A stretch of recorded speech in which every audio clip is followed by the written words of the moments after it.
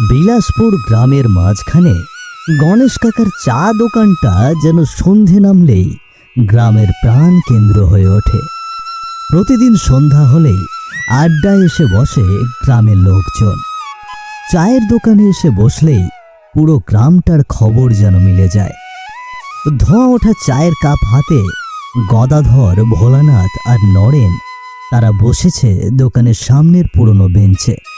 চারিদিকে কেরোসিনের হলদে আলো আর ঝিঝির ডাক, সাথে হালকা বাতাসে চায়ের গন্ধ। চায়ের দোকানে আজকের আড্ডাটা অন্য দিনের চেয়ে একটু আলাদা।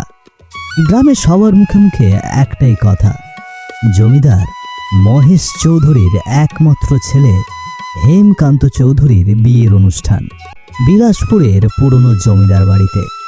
উৎসবের উত্তেজনায় যেন চারপাশে একটা মিষ্টি খুশির সুর ভাসছে। চায়ের দোকানে বসা লোকগুলোর মুখেতেও ফুটে উঠেছে আনন্দের আলো। আরে ভোলানাথ, শুনলি তো মহেশ চৌধুরী ছেলের বিয়েটা নাকি আমাদের এই বিলাসপুরেই হচ্ছে? শুনেছি রে ভাই, আজ দুপুরে নদীর ঘাটে এই কথাই হচ্ছিল। জমিদার বাড়ি আবার আগের মতো ঝলমল করবে, বুঝলি? আলো ঝলমল ঠিক আছে, কিন্তু শুনেছি শহর থেকে বড় বড় অতিথিরা আসবে। রাস্তাঘাটে এখন থেকেই সাজসজ্জা শুরু হয়েছে। তাই নাকি? আহা, এমন উৎসব এই গ্রামে কবে হয়েছিল মনে আছে তোদের? এই গণেশ কাকা বুঝি আজ খুশিতে সাথে বেশি চিনি দিচ্ছে দেখছি। আরে বাবা, গ্রামে আনন্দের হাওয়া বইছে। এরপর যদি চায়ের কাপে একটু মিষ্টি না পড়ে তাহলে কি চলে? জানিস, মনে হচ্ছে এই গ্রামটা আবার যেন নতুন করে প্রাণ ফিরে পাচ্ছে। হ্যাঁ রে নরেন, ঠিকই বলেছিস। কতদিন পর এমন উৎসবের আয়োজন হচ্ছে যেখানে কিনা গ্রামের সব রকম মানুষ থাকবে। আমাদের এই গ্রামটা আর আগের মতো নেই রে। এখানে এখন শুধু ধনী গরিবের ভেদাভেদ চলে। চায়ের দোকানের লণ্ঠনের আলো ক্রমেই নিভে আসছে। বাতাসে এখনো ভাসছে গরম চায়ের গন্ধ আর লোকজনের ফিসফিস হাসির শব্দ। দূরে কুকুরের ঘেউ ঘেউ ডাক, আর আকাশে জল জল করছে এক ফালি চাঁদ। গদাধর, ভোলানাথ আর নরেনের চোখে আজ এক অদ্ভুত ঝিলিক। উৎসবের আনন্দে ভরা হলেও কোথাও যেন লুকিয়ে আছে এক অজানা অস্বস্তি। যেন এই শান্ত সন্ধ্যার আড়ালে অপেক্ষা করছে এক অদ্ভুত রাত, যা বদলে দেবে বিলাসপুরের সমস্ত শান্তি। টর্চ লাইটের ফ্যাকাশে আলোয় এগিয়ে চলেছে দুজন মানুষ, মহেশ চৌধুরী আর তার বিশ্বস্ত কেয়ারটেকার ভবেশ। বহুদিন পর মহেশ চৌধুরী ফিরেছেন বিলাসপুরে। জমিদার বাড়ির ঐশ্বর্য থাকা সত্ত্বেও তিনি ছিলেন মানুষ হিসেবে অহংকারের বিপরীত। গ্রামের ধনী গরিব সবাই তার আপন। বিপদে মানুষ তার দ্বারস্থ হতো, আর তিনি নিঃস্বার্থভাবে পাশে দাঁড়াতেন। আজও সেই পুরনো অভ্যেসে রাতের বেলা পথে হাঁটতে হাঁটতে চারদিকটা নিজের চোখে দেখে নিচ্ছেন তিনি। ভবেশ, আগামীকাল ভোরেই এই রাস্তাগুলো পরিষ্কার করার ব্যবস্থা করো। আশেপাশের আবর্জনা যেন না থাকে। আরেকটা কথা, গ্রামের কেউ যেন বাদ না পড়ে। ধনী গরিব সবার ঘরে ঘরে গিয়ে নিমন্ত্রণটা পৌঁছে দিও। আমার হেমকান্তের বিয়েতে যেন সবাই পেট ভরে খেতে পারে। নিশ্চিন্ত থাকুন কর্তাবাবু, কাউকেই বাদ দেব না। নিজে গিয়ে পৌঁছে দেব নিমন্ত্রণ। ভালো, খুব ভালো। এখন তুমি যাও ভবেশ, ওইদিকে কি কি বাকি আছে সেগুলো দেখে নাও গিয়ে। হ্যাঁ ঠিক আছে কর্তাবাবু, আপনি সাবধানে যাবেন। আমি তাহলে ওই দিকটায় গেলাম। মহেশ চৌধুরী টর্চ লাইটের আলোয় সরু পথে এগিয়ে চলেছে তেলকলের দিকে। চারিদিক নিস্তব্ধ, কেবল তার পায়ের শব্দ আর হালকা বাতাসে কাঁপা পাতার আওয়াজ। এই গ্রামটার অবস্থা কেমন যেন বদলে গিয়েছে। আগে এমনটা ছিল না। চারদিক এলোমেলো, মানুষের মুখে হাসি নেই। ওই তেল কলটার দিকেও তো আজ আর কোনো আলো দেখি না। হঠাৎই বাতাস নিথর হয়ে যায়। টর্চ লাইটের আলো একবার জ্বলে ওঠে, আবার নিভে যায়। ঠিক তখনই কল ঘরের পাশের কুয়ার ভেতর থেকে ধীরে ধীরে উদ্ভাসিত হয় এক ছায়া। তার চেহারা বিকৃত, চোখ দুটো কয়লার আগুনের মতো জল জল করছে, মুখের কোণ দিয়ে রক্ত গড়িয়ে পড়ছে, মুখের গহ্বর থেকে বড় বড় দাঁত বেরিয়ে এসেছে তার। মহেশ চৌধুরী তা দেখে থমকে দাঁড়ায়। কে তুমি? তোমার পথ আটকে দাঁড়ালে কেন? ভয় পাবে না কো বাপু, আমি নরহরি। আমাকে চিনতে পারছেন না? তুমি নরহরি? না না, তুমি এখানে কেমন করে? তুমি তো ওই তেল কলটা চালাতে, তাই না? হ্যাঁ কর্তা বাবু, ঠিকই ধরেছেন। আমি সেই নরহরি। এই তেল কলটা আপনার দয়াতেই চালাতে পেরেছিলাম আমি। তোমার মুখটা চেনা, কিন্তু তোমার অবস্থা, তোমাকে এমন কেন দেখাচ্ছে নরহরি? অবস্থা? কর্তা বাবু, আপনি তো সবই জানতেন। আপনার সাহায্য পেয়ে আমি অনেক উপকৃত হয়েছিলাম, কিন্তু কিছু দুষ্কৃতী লোক আমাকে বাঁচতে দিল না কর্তা বাবু। মহেশ চৌধুরীর কানে বাজতে থাকে নরহরির সেই শেষ কথা, কিছু দুষ্কৃতী লোক আমাকে বাঁচতে দিল না। বহু বছর আগে এই বিলাসপুরেই নরহরি ছিল একজন সাধারণ ঘানি মজুর। গরুর ঘানি ঘুরিয়ে সর্ষে দানা থেকে তেল বের করাই ছিল তার জীবিকা। তেল বের করা মানেই ছিল পরিশ্রম, ধৈর্যের খাম, যা আজকের দিনে কল্পনাই করা যায় না। প্রতিদিনের মতো আজও ভাঁড়ে করে তেল নিয়ে বিক্রি করতে বেরিয়ে পড়েছে নরহরি। তেল লাগবে গো, তেল। খাঁটি সর্ষের তেল, নরহরির তেল। চুলে দাও, গায়ে দাও, বাতে ওষুধের মতো কাজ করে। রাস্তার পাশে লোকজন তাকিয়ে দেখে, কেউ কেউ বোতল হাতে এগিয়ে আসে। নরহরির তেলের সুনাম তখন সারা বিলাসপুরে। যে একবার নরহরির তেল নিত, সে আর অন্য কারো তেল মুখে তুলত না। আজ গ্রামের হাটে যাওয়ার আগে মহেশ চৌধুরীর বাড়ির সামনে এসে দাঁড়ালো নরহরি। হাঁক শুনে জমিদার নিজেই বাড়ির ভেতরে বেরিয়ে এলেন। ধবধবে ধুতি, কাঁধে জমিদারি দুপাট্টা, মুখে সহজ হাসি। এমন মানুষ বিরল, ধনী হয়েও যিনি সবার পাশে থাকেন। এই যে নরহরি, আজও সকাল সকাল কাজ শুরু করলে দেখছি। জি বাবু, কাজ না করলে পেট চলবে কেমন করে? এই আজ একটু বেশি তেল নিয়ে বেরিয়েছি, ভাবলাম গ্রামের দিকটা ঘুরে আসি। তুমি সত্যি মন দিয়ে কাজ করো নরহরি। আপনারই আশীর্বাদ বাবু। আমরা গরিব মানুষ, খেটে না খেলে পেটে ভাত জুটবে কি করে? তাছাড়া বাবু, ঘরে বউ অসুস্থ, প্রতিদিন তার ওষুধ কিনতে হয়। এইটুকু দিয়ে কি আর সংসার চলে বাবু? গরিব ধনীর ভেদাভেদ আমি মানি না। কাজ করলে মানুষ ছোট হয় না। তুমি নিজের পরিশ্রমে বাঁচো। আপনার মতো মানুষ এই গ্রামটাতে একটাই আছে বাবু।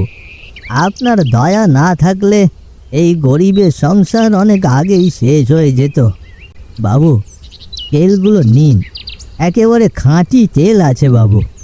ঠিক আছে, তোমার এখানে কয় কিলো তেল হবে সবটাই আমার বাড়িতে দিয়ে যেও, আর আমি একদিন তোমার বাড়িতে যাব তোমার ঘানিটা দেখতে। এইভাবেই চলতো নরহরির দিন। তেল বিক্রির সঙ্গে জড়িয়েছিল তার জীবনের গল্প, পরিশ্রম আর জমিদার মহেশ চৌধুরীর প্রতি অবিচল শ্রদ্ধা। কেউ জানতো না এই ঘানি ঘোরানো মানুষের ঘামি একদিন রক্তে পরিণত হবে। ছোট্ট একটা কুঁড়ে ঘর, এই ঘরে সুখ বলে যেন কিছু নেই, শুধু টিকে থাকার সংগ্রাম। নরহরি প্রতিদিন গরুর ঘানি ঘুরিয়ে তেল বের করে। সেই তেল বিক্রি করে তার চাল ডাল, ঘরে থাকা অসুস্থ স্ত্রীর ওষুধ, এগুলো সে কেনে। এই অল্প রোজগারে জীবনটা চলে না, কষ্টে টেনে নিয়ে চলা এই তাদের নিয়তি। আর আজ এই গরিবের ঘরে এসেছেন জমিদার মহেশ চৌধুরী, একজন ধনী ব্যক্তি, অথচ তার মনে নেই কোনো অহংকার। কথা বাবু, আপনি আপনি আমার গরিবের এই বাড়িতে এসেছেন, এই ভাঙা ঘরে পা ফেলেছেন। আপনাকে যে কোথায় বসতে দিই কথা বাবু? না না নরহরি, বসতে দিতে হবে না। আমি তো তোমাকে একদিন বলেছিলাম তোমার ঘানিটা একবার দেখতে যাব, তাই এলাম আজ। কিন্তু এ কি, তোমার ঘরের অবস্থা তুমি তো কখনো কারো কাছে কিছু চাওনি। কি চাইবো কর্তা বাবু, গরিবের কষ্ট কেউ শুনতে চায় না। কেটে খুঁটে যতটুকু পারি ততটুকু নিয়েই বেঁচে থাকি।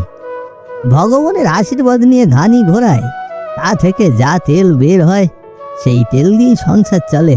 চলে বলা যায় না, কষ্ট করে টেনে টুনে চালানো যায় আর কি। নরহরি, তুমি এমন পরিশ্রম করে বেঁচে আছো, এটাই তো সবচেয়ে বড় সাহস।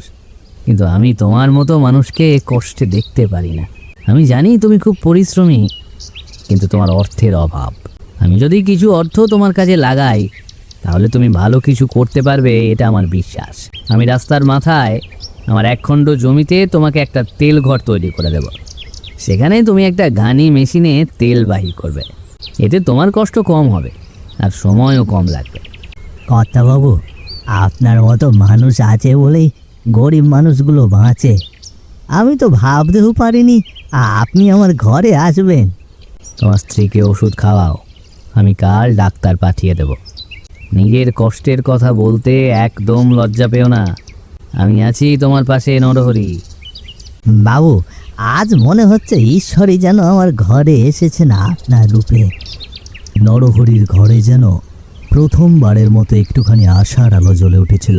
কিন্তু কে জানতো এই আলোর পরেই নামবে এমন অন্ধকার যা পুরো বিলাসপুর গ্রামকে ঢেকে ফেলবে চিরদিনের মতো। 3 মাসে নরহরির জীবনটা একেবারেই বদলে গেল। কিছুদিন আগে যে মানুষটা ভাঙা ঘরে দিন কাটাতো, মহেশ চৌধুরীর সাহায্যে ভাগ্যের চাকা ঘুরে গিয়েছে তার। গরুর ঘানির জায়গায় এখন কাঠের নতুন তেল কল। তার তেল এখন বিক্রি হয় হাটে, এমনকি কলকাতার পাইকারি দোকানেও। তার ঘর পাকা হয়েছে, স্ত্রী সুস্থ হয়েছে, সংসারে ফিরে এসেছে সুখের হাওয়া। একটা গরিব ঘানি মজুর আজ গ্রামের চোখে ধনী ব্যবসায়ী, তেলওয়ালা নরহরি। ভাগ্য কখন কার দিকে মুখ তুলে তাকায় বা মুখ ঘুরিয়ে নেয় তা কেউ জানে না।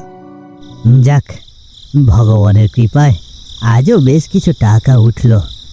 মহেশবাবুর দয়া না পেলে এই অবস্থা কখনোই হতো না। তিনি মানুষ না, একেবারে দেবতা স্বরূপ। রাতটা অমাবস্যা না হলেও আকাশে মেঘ ঘনিয়ে আছে।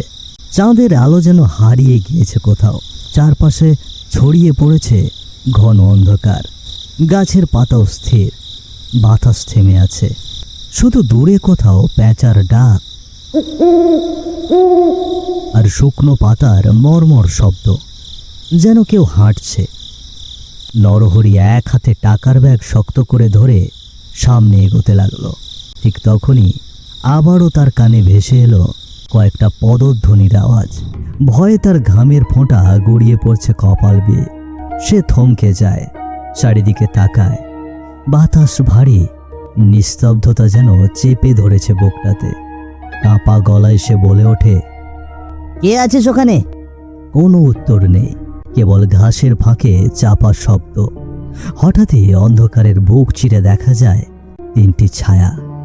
ধীরে ধীরে এগিয়ে আসছে তারা। কালো কাপড়ে মুখ ঢাকা 3 মূর্তি, হাতে ঝলমলে ছুরি যা ঝকমক করছে অন্ধকারের মধ্যেও। নরহরি কয়েক কদম পিছিয়ে যাওয়ার চেষ্টা করে, কিন্তু তার পা যেন জমে গিয়েছে। কে কে কে কে তোমরা? কি চাও আমার কাছ থেকে? হ্যাঁ, কি চাও? তোর কাছে যা আছে সব দিয়ে দে নরহরি, তুই অনেক দূরে গিয়েছিস। এবার আমাদের এগোনোর পালা। তুই যে খেতি এতদিন, আজ ধনী হবি, আমরা চেয়ে চেয়ে দেখবো। এখন তোর ঘরে আলো জ্বলছে, তাই আজ আমরা আলো নেভাতে এসেছি। এই রাতেই তোর হিসেব মিটবে নরহরি। আজ তোর ঘানি থামবে, তবে তেল নয়। এবার তোর শরীর থেকেই বেরোবে রক্ত। নরহরির হাত কাঁপছে, চোখ ছলছল করছে। সে এক পা পিছোতে গিয়েও পারে না। হাতের ব্যাগটা পড়ে যায় মাটিতে। হঠাৎই 3টে ছুরি ঝলসে ওঠে। আজ তোকে দেখিয়ে দেব গরিবের ভাগ্য কিভাবে বদলানো যায়। এই টাকা, এত ঐশ্বর্য তোকে মানায় না রে নরহরি। না গো দাদা না, আমার কষ্টের টাকা এটা, মহেশবাবুর দেওয়া আশীর্বাদ এটা, তোমরা ছুঁয়ো না গো, তোমরা ছুঁয়ো না। নরহরির কথায় লোকগুলো আরো বেপরোয়া হয়ে ওঠে, একে একে তাকে আঘাত করে। রাতটা অমাবস্যা না হলেও কালো অন্ধকারে ছেয়ে গিয়েছিল। সেই রাতেই বিলাসপুরের বাতাসে প্রথমবারের মতো তেলের গন্ধের সাথে মিশে গেল রক্তের গন্ধ। তিনটি ছায়া অন্ধকারে মিলিয়ে গেল, রেখে গেল নিথর দেহ আর ছড়িয়ে ছিটিয়ে থাকা কয়েকটা টাকার বান্ডিল। সেই রাতের পর তেল ঘানির চাকা আর ঘোরেনি। সবই তো শুনলেন কর্তা বাবু, ওরা আমাকে সুখে শান্তিতে বাঁচতে দিল না কর্তা বাবু। আপনি আমাকে সাহায্য করে আশীর্বাদ করলেন, তারপর গ্রাম ছেড়ে চলে গেলেন, আর ফিরে এলেন না। আমার জীবনের সফলতাও আপনি দেখতে পেলেন না কর্তা বাবু।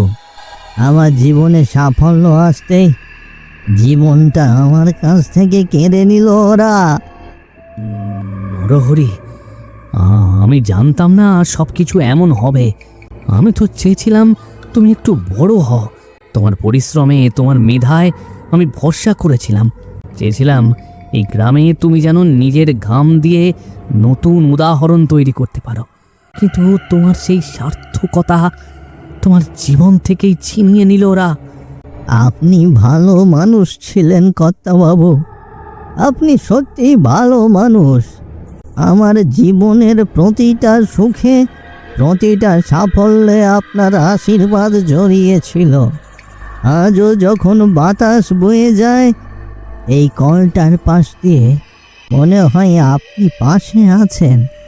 আমি দুঃখ পাই না কর্তাবাবু, শুধু আফসোস আপনি ফিরে আসতে পারলেন না।